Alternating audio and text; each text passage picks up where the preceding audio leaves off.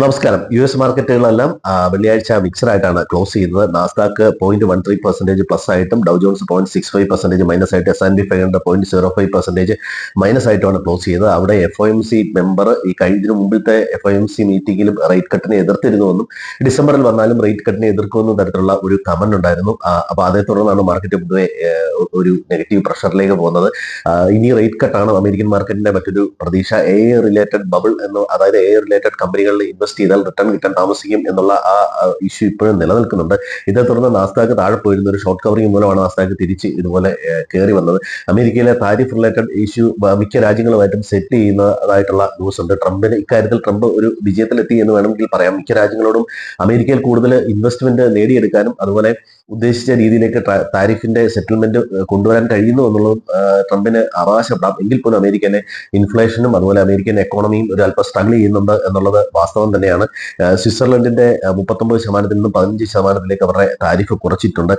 ചൈനയായിട്ട് rare earth മെറ്റൽസിന്റെ കാര്യത്തിൽ ഈ November 27 ഏകദേശം സെറ്റിൽ ആവുമെന്ന് അവിടുത്തെ സ്കോട്ട് ബസന്റെ വിദേശ കാര്യം കൈകാര്യം ചെയ്യുന്ന ആൾ അതേ സംബന്ധിച്ച് ഒരു കൺഫേം ചെയ്തിട്ടുണ്ട്. ഇന്ത്യയെ സംബന്ധിച്ച് ഇന്ത്യ US കരാർ ഉടനെയാണെന്നാണ് വാർത്തകൾ വരുന്നത് സൂചിപ്പിക്കുന്നത്. ബീഹാർ ഇലക്ഷൻ ആയതുകൊണ്ട് അത്തരത്തിൽ ഇന്ത്യ ഗവൺമെന്റിനും ഒരു ചെറിയൊരു ബാരിയർ ഉണ്ടായിരുന്നു. കാരണം ചോളം ഏറ്റവും കൂടുതൽ ഉത്പാദിപ്പിക്കുന്നത് ബീഹാറിലെ കർഷകരാണ്.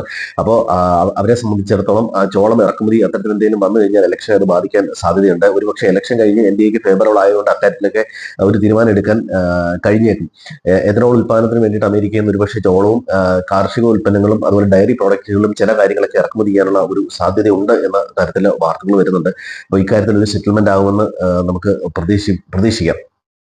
അതുപോലെ തന്നെ റെയർ എർത്ത് മെറ്റൽസ് മുമ്പ് സൂചിപ്പിച്ചിരുന്നു. അതുപോലെ തന്നെ RBI എക്സ്പോർട്ടേഴ്സിന്റെ പല ആനുകൂല്യങ്ങളും നൽകാൻ ഉദ്ദേശിക്കുന്നു. ഗവൺമെന്റ് തന്നെ 45,000 കോടി രൂപയുടെ ഒരു പാക്കേജ് കഴിഞ്ഞ ദിവസം പറഞ്ഞിരുന്നു. ഇനി അവരുടെ ക്രെഡിറ്റിന്റെ ലിമിറ്റ് 270 നിന്ന് 450 ഒക്കെ കൂട്ടിയിട്ടുണ്ട്. ഇതൊക്കെ വളരെ പോസിറ്റീവ് ആയിട്ടുള്ള കാര്യമാണ്. അതുപോലെ ജെഫ്രി എന്ന് പറയുന്ന റേറ്റിംഗ് ഏജൻസി പറയുന്നു ഇന്ത്യയിലെ ആൾക്കാർക്ക് നേരിട്ട് അക്കൗണ്ടിലേക്ക് ക്യാഷ് ട്രാൻസ്ഫർ ചെയ്തത് ഒരുപക്ഷെ കൺസംഷൻ കൂട്ടാൻ ഇടയാക്കുമെന്നുള്ള രീതിയിലുള്ള വാർത്തകൾ പറയുന്നുണ്ട്. അതുപോലെ ഗോൾഡ്മാൻ സാക്സിന്റെ ഒരു റിപ്പോർട്ടാണ് ചൈന ഇന്ത്യ അടുത്ത 10 വർഷത്തിനുള്ളിൽ ഏറ്റവും നന്നായിട്ട് പെർഫോം ചെയ്യും. ഇത്തരം റേറ്റിംഗ് ഏജൻസിയുടെ വാർത്തകളെല്ലാം ഇന്ത്യയെ സംബന്ധിച്ചിടത്തോളം വളരെ എൻകറേജിംഗ് ആണ്. മൂടി ഇതുപോലെ കഴിഞ്ഞ ദിവസം ഇന്ത്യയുടെ റേറ്റിംഗ് 6.5 GDP ഗ്രോത്ത് പ്രെഡിക്ട് ചെയ്യുന്നത്. ഇതൊക്കെ പോസിറ്റീവാണ്. ജപ്പാനിലെ GDP ഡേറ്റ ഇപ്പോൾ വന്നിരുന്നു 0.4% കുറവായിട്ടുള്ളതായിട്ടാണ് ഇപ്പോൾ കാണിക്കുന്നത്. ഏഷ്യൻ മാർക്കറ്റുകളെല്ലാം മിക്സഡ് ആയിട്ടാണ് ഇപ്പോൾ ട്രേഡ് ചെയ്യുന്നത്.